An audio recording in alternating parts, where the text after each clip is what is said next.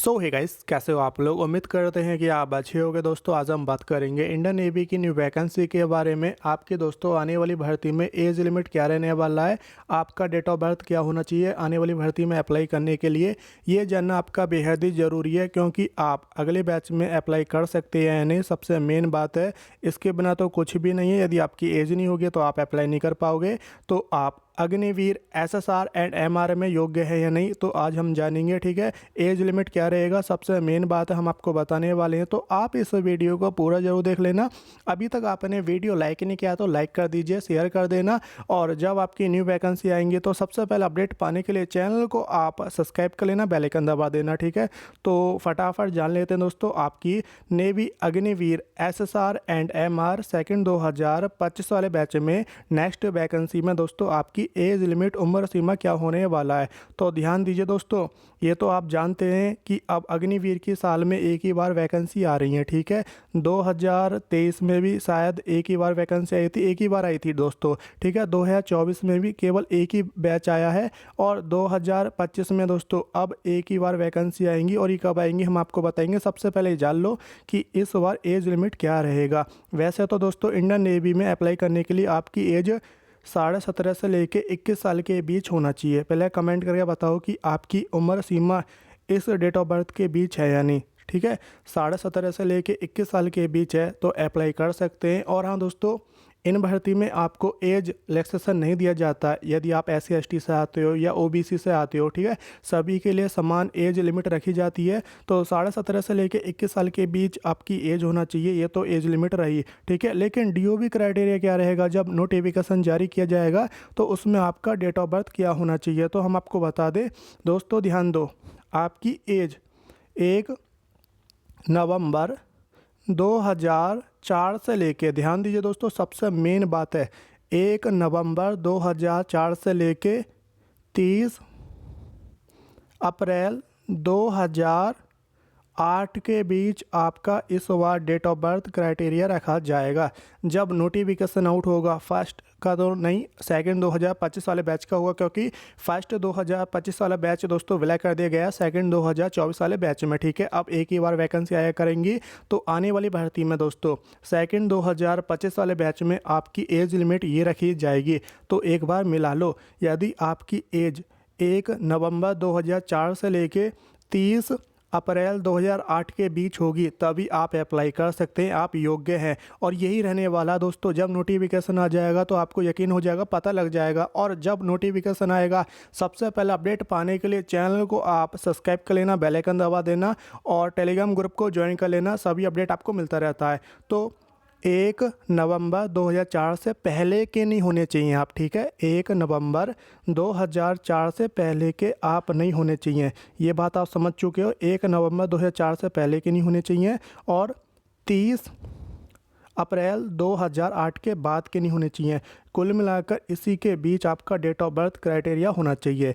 आप कहोगे कि सर आप तो अपनी तरफ से बता रहे हो। नहीं मेरे भाई, 1 सेकंड हम आपको अच्छी तरह समझा देते हैं। ठीक है, हम आपको बताएं दोस्तों, ये है आपका सेकंड 2023 वाला बैच। ठीक है, तो हम आपको बता देते हैं उसमें एज लिमिट यानी कि आपका डेट ऑफ बर्थ क्राइटेरिया क्या रखा गया था।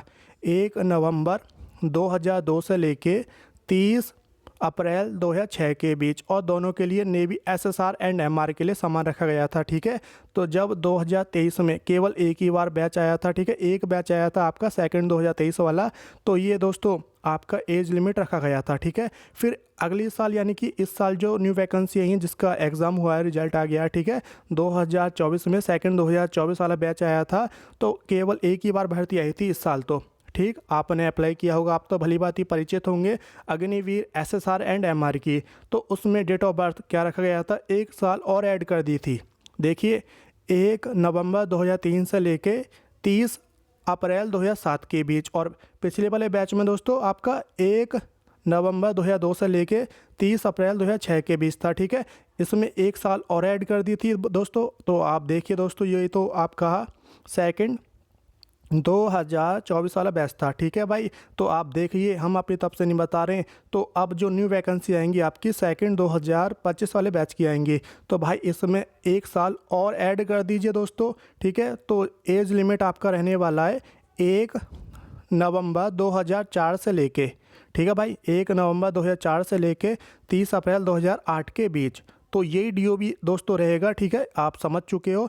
तो जिन्हों का भी एज लिमिट 1 नवंबर 2004 से लेके 30 अप्रैल 2008 के बीच होगा, वो भली बात, यानी कि वो आराम से अप्लाई कर पाएंगे, उनको कोई भी दिक्कत नहीं आएगी। एज में छूट नहीं दिया जाता है SC ST OBC के लिए, ठीक है। तो कास्ट सर्टिफिकेट की ज़रूरत नहीं पड़ेगी। तो भाई ये एज लिमिट होना चाहिए। कभी सोच रहे हो दोस्तों, इंडियन नेवी में एज लिमिट में छूट नहीं दिया जाता, सभी के लिए समान रहती है, चाहे आप जनरल OBC या SC ST से आते हो, ठीक है। तो SSR में बिल्कुल सेम एज रहेगी एंड MR के लिए बिल्कुल सेम एज रहेगी। तो देखा जाए ओवरऑल तो आपकी एज 2004 से लेकर 2008 के बीच होना चाहिए दोस्तों, ठीक है। तो 1 नवंबर 2004 से काउंट होगा आपका एज, इससे पहले के नहीं होने चाहिए। तो कमेंट बॉक्स में पहले बताओ कि आपकी DOB क्राइटेरिया कितना है, ठीक है, आप एलिजिबल हो या नहीं, आप कमेंट करके बताना, हम आपका रिप्लाई करेंगे। तो भाई समझ चुके हो कि आने वाली भर्ती में आपकी एज लिमिट क्या रहने वाली है, और जिनको दिक्कत आ रही है, समस्या आ रही है, प्रॉब्लम आ रही है, तो नीचे कमेंट कर देना, ठीक है, हम आपका रिप्लाई करेंगे। तो इस बार डेट ऑफ बर्थ आपका ये रहेगा। अब जान लेते हैं दोस्तों आपकी न्यू वैकेंसी कब आएंगी, ठीक है।